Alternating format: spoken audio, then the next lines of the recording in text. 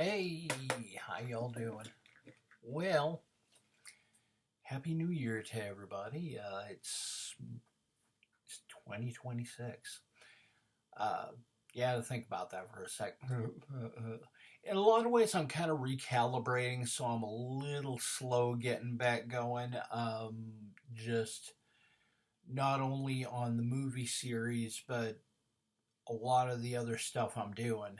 Um, Trying to recalibrate, trying to scrape my brain cells back together, such as they are. But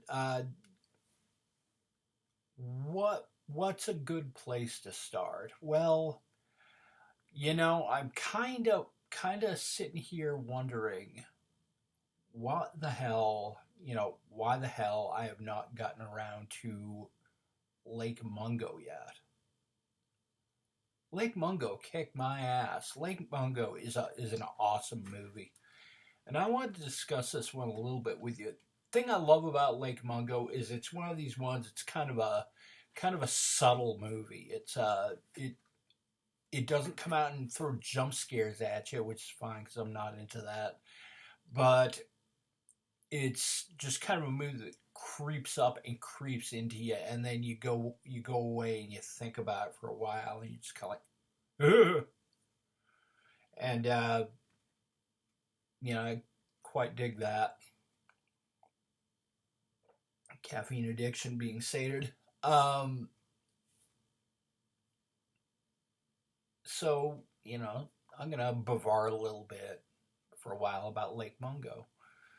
Okay, so Lake Mungo was made in 2008, written and directed by Joel Anderson, and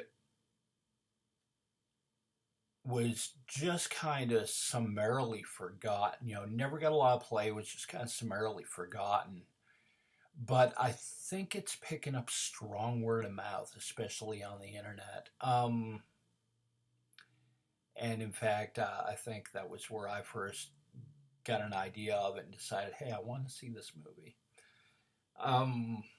Man. Okay, the big thing I wish with Lake Mungo was that I had gone into it knowing nothing. At this stage in the game, most of you would be going into it like I am. Oh, it's quote unquote found footage. Not really. But it is a fake documentary. And yeah, straight up, it's fictional. It's fake. But I'll tell you what, if I had watched this thing with no information whatsoever, I basically would have mistaken it for real. I basically would have mistaken this for just one bewildering kind of person dies and there's a mystery surrounding it, and then it gets a little deeper and there are lots of twists and turns, and then in the end it's kind of like, yeah, but it isn't really supernatural. And they say, or is it? Maybe it is, but Lake Mungo is basically this fake documentary that follows it's Australian, and it follows the Palmer family, and who have just lost their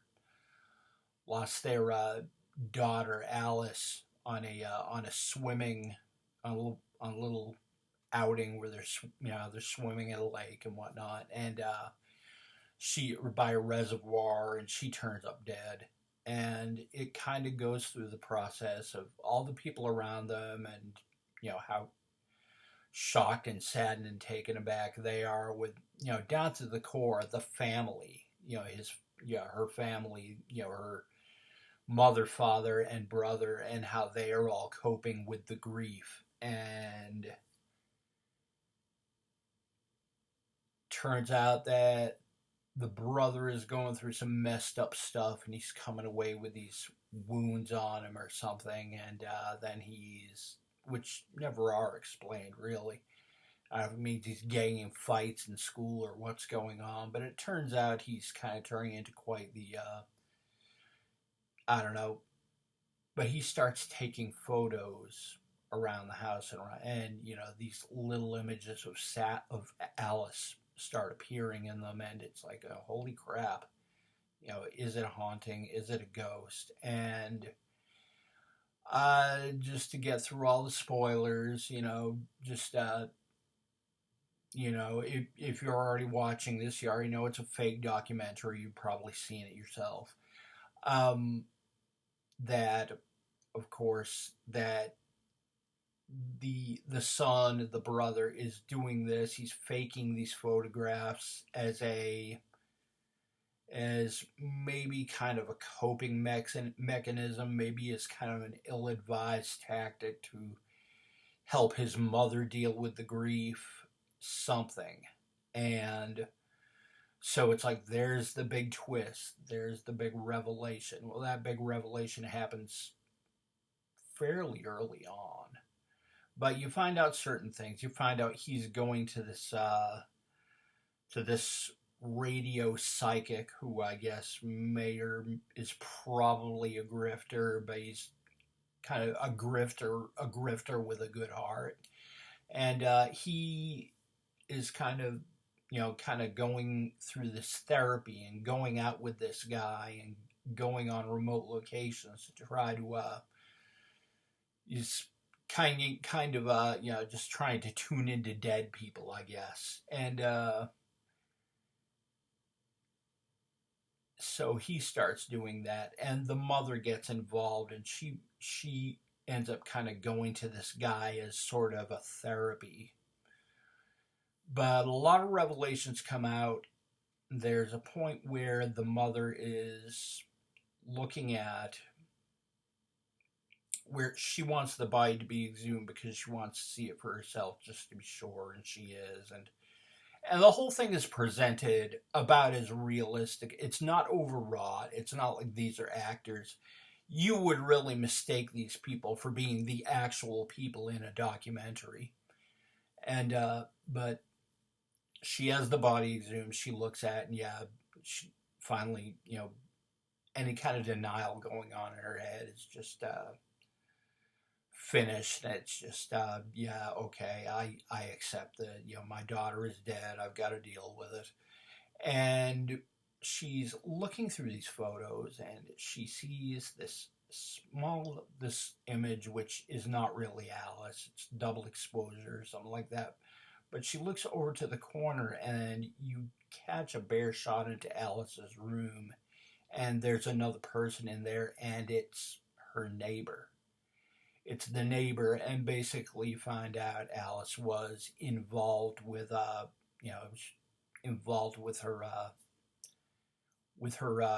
two neighbors, who were her adult neighbors, and was in kind of a menage a trois with them. And the couple has disappeared, and they've gone on the lam. They've done a pretty good job of disappearing, and no one's ever gonna catch up with them. If they're gonna catch up with them, it's not going to amount to much. And basically, it just kind of like, wow, okay, in addition to coming to grips and grieving about Alice, we have to conclude that we didn't really know her, and her life was messy and complicated, the way people's lives are. And so in the end, what you find out, the big reveal as it comes out, is that Alice was also seeing this psychic guy. And there's no real explanation as to why, but she's obviously got a lot of anxiety. She's having a lot of disturbing dreams, and you're able to hear this playback of a session he did with her, and she had a lot of anxiety, feeling her life was very fated, and she was going to end up dying. And she seemed terrified of that, and she had these dreams where she was